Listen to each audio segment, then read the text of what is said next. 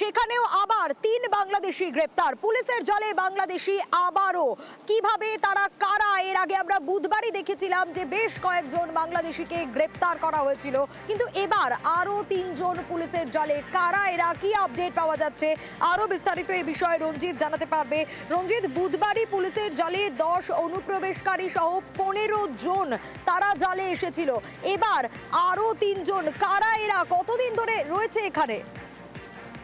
দেখো, গত কয়েকদিন ধরে রানাঘাট জেলা পুলিশ হাঁসখালি, ধানতলা, গাংনাপুর বিভিন্ন এলাকা থেকে কিন্তু একের পর এক বাংলাদেশি পাশাপাশি অনুপ্রবেশকারীর পাশাপাশি যারা দালাল চক্র তাদের গ্রেপ্তার করেছিল। তবে গতকাল রাতে আবার নতুন করে অভিযান চালায় এবং সেক্ষেত্রে মোট ৬ জনকে গ্রেপ্তার করতে পেরেছে রানাঘাট এবং রানাঘাট জেলা পুলিশের যৌথ যে অভিযান, সেই অভিযানে মূলত এই বাংলাদেশি যারা আসছে তাদেরকে ভিন রাজ্যে কাজে পাঠানোর অব্দি নিয়ে আসা হচ্ছে এবং তাদেরকে ভারতীয় নথি করে দেওয়া হয় বলে এমনটাই পুলিশ সূত্রে জানতে পারা যাচ্ছে।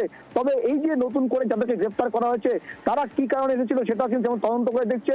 তবে বারবার কিন্তু একই বিষয় উঠে আসছে যে যারা বাংলাদেশ থেকে এদেশে আসছে তাদেরকে যারা সাহায্য করছে যে অনুপ্রবেশ করতে, এই অনুপ্রবেশ করতে সাহায্য করতে যারা দালাল চক্র মূলত তারাই কিন্তু নিয়ে আসছে এদেশে এবং তাদেরকে বিভিন্নভাবে তাদের কাছে টাকা পয়সা নিয়ে তাদেরকে ভিন রাজ্যে পাঠিয়ে এখানকার নথি তৈরি করা হয়। এবং রানাঘাট জেলা পুলিশ কিন্তু গত কয়েকদিন ধরে